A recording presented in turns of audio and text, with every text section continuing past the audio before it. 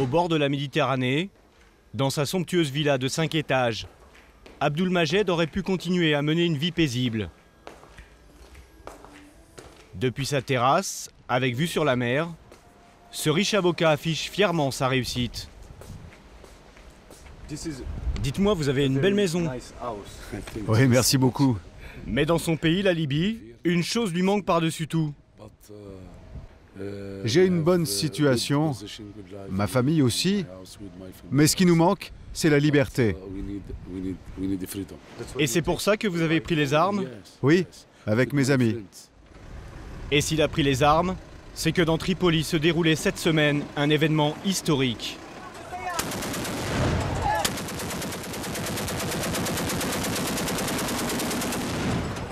Un à un, les derniers bastions fidèles au colonel Kadhafi tombent sous les assauts des rebelles.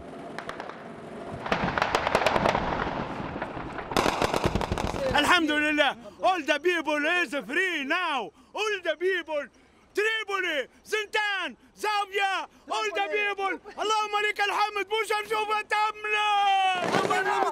La foule en liesse acclame les rebelles qui viennent de s'emparer du quartier général du colonel Kadhafi. Ces derniers jours, Tripoli a aussi été le théâtre d'exactions, des massacres, perpétrés par les deux camps et condamnés par Amnesty International. Mais ce n'est pas ce que veulent nous montrer les rebelles qui ont accepté la présence de notre caméra.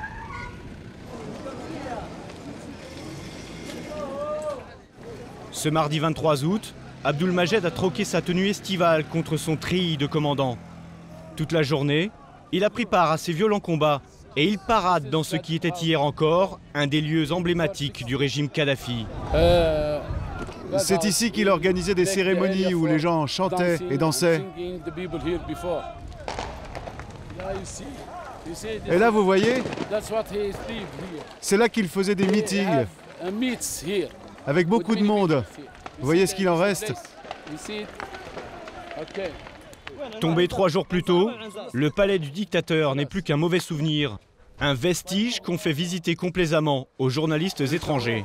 Venez voir, ici c'était la salle de réunion, son bureau. Il y regardait des films. Ça c'était le projecteur.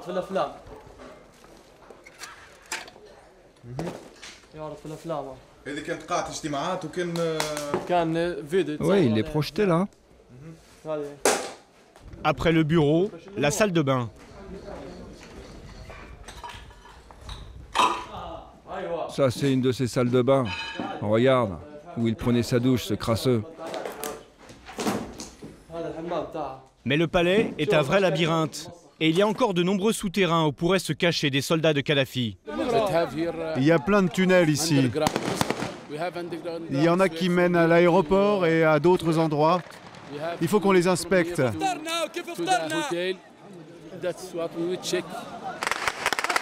Mais il n'en aura pas le temps.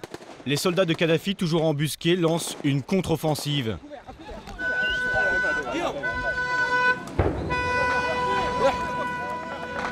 Le commandant et ses hommes sont obligés de se replier.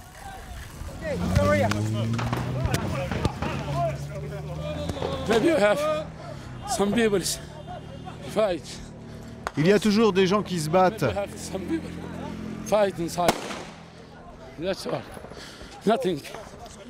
Ah, c'est rien, il nous faudra peut-être 3 jours pour en venir à bout. Maintenant, on va aller dans notre quartier général à Tripoli.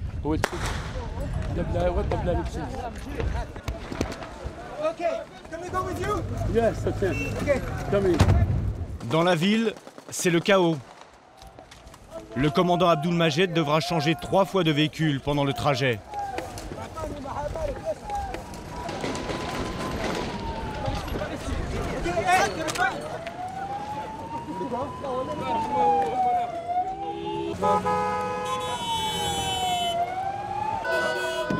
Allez, allez!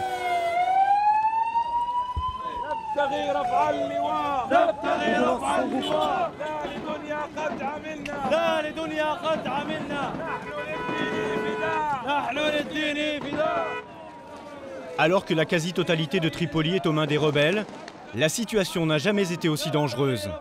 Certains profitent du désordre ambiant pour régler des comptes personnels. Arrivé au QG, le commandant est appelé à la rescousse. Un homme vient d'être blessé, victime d'une tentative de meurtre. C'est un ancien fonctionnaire et visiblement, il ne s'était pas fait que des amis.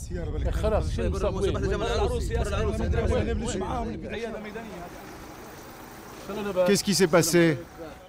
Une voiture m'a percuté, je ne connaissais même pas les hommes qui se trouvaient à l'intérieur, mais ils avaient des armes. J'ai essayé de m'échapper, mais un deuxième véhicule m'a percuté encore plus fort. C'est bon, t'inquiète pas, il y a un centre médical ici. L'homme tente de se rassurer en récitant la première sourate du Coran.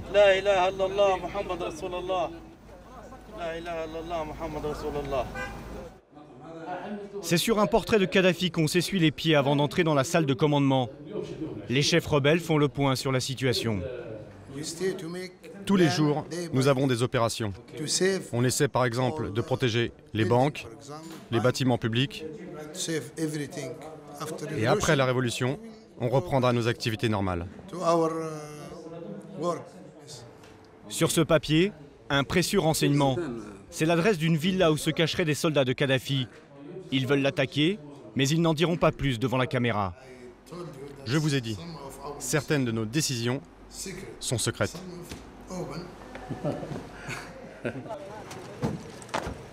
En attendant cette nouvelle mission, les combattants admirent leur dernière prise de guerre.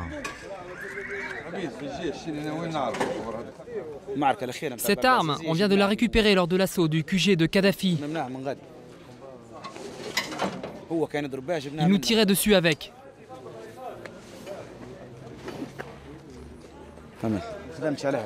Je ne l'ai jamais utilisé, mais c'est pas un problème.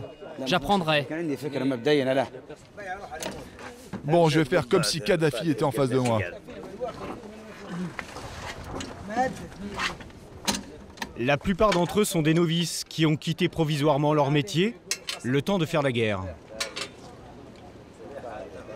Moi, je ne suis qu'un simple ingénieur en informatique.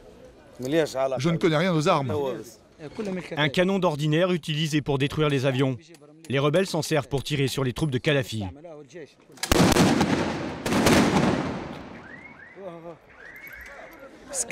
Il est vraiment fou celui-là.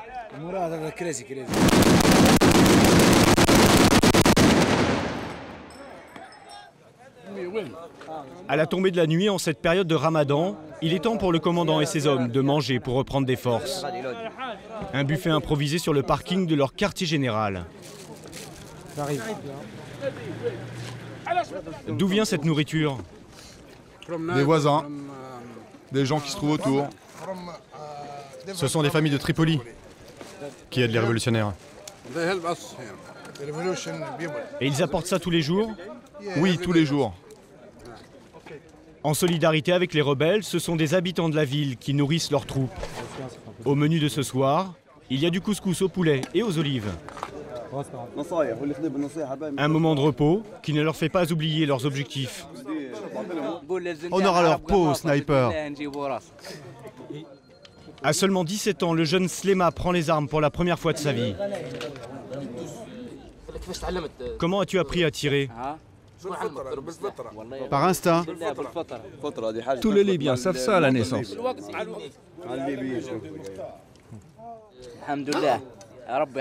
Dieu m'a permis de ne pas avoir peur. Mais côté organisation, ça laisse à désirer. Ce soir, le chef est furieux. Ces combattants viennent d'arriver en renfort de Benghazi, à 600 km de là. Le commandant Abdul Majid avait chargé 2 hommes de leur trouver un endroit pour dormir. Mais ils ne sont pas là, et il perd patience devant ces troupes indisciplinées. Mais c'est quoi ce travail d'amateur? Personne ne m'écoute, c'est pas possible. Maintenant, je veux que tout le monde m'obéisse. Il n'y a pas de voiture pour les emmener en plus. Mettez-nous des voitures à disposition. Il trouvera finalement une solution pour les héberger pour la nuit. Le lendemain, le commandant est toujours aussi énervé. Elle est où ma voiture? Elle est où? Et puis c'est quoi cette organisation? Tu laisses entrer tout le monde dans cette caserne. Mais il est temps de partir au combat. À bord du convoi, Khaled, 24 ans. Ce jeune professeur d'anglais a pris les armes après avoir été emprisonné pendant 3 mois.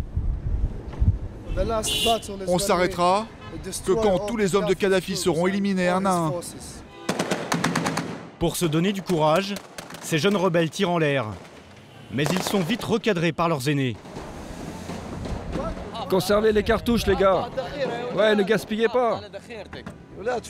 Évitez de tirer en l'air. Tirez quand il y a quelque chose, sinon ça ne sert à rien. L'homme ne croit pas si bien dire, car quelques instants plus tard, l'atmosphère change totalement. Ah, je le sens pas. Ils vont nous tirer dessus. Des tirs éclatent de toutes parts. Impossible de savoir d'où ils viennent.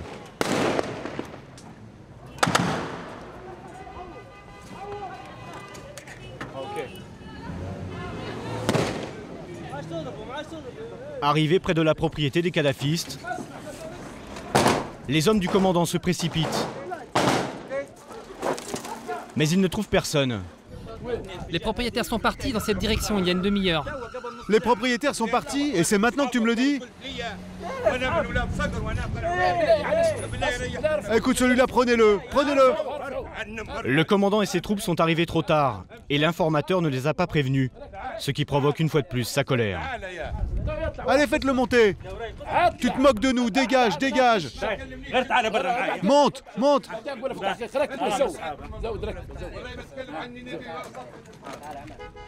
L'endroit a été déserté avant leur arrivée, mais les forces gouvernementales ont laissé quelques traces de leur passage. Eh, venez voir, on a trouvé un petit avion. Au milieu de la pièce, ce drone.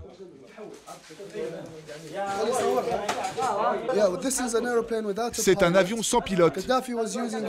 Kadhafi utilisait ça seulement la nuit. Ça servait à faire des photos aériennes. Pour vous surveiller? Exactement. On dirait que cette pièce servait à des opérations d'écoute, de surveillance. Mais les rebelles sont sur leur garde. Ils craignent que les kadhafistes aient laissé des objets piégés. Alors ça, je pense que c'est de la pellicule photo pour mettre dans le drone.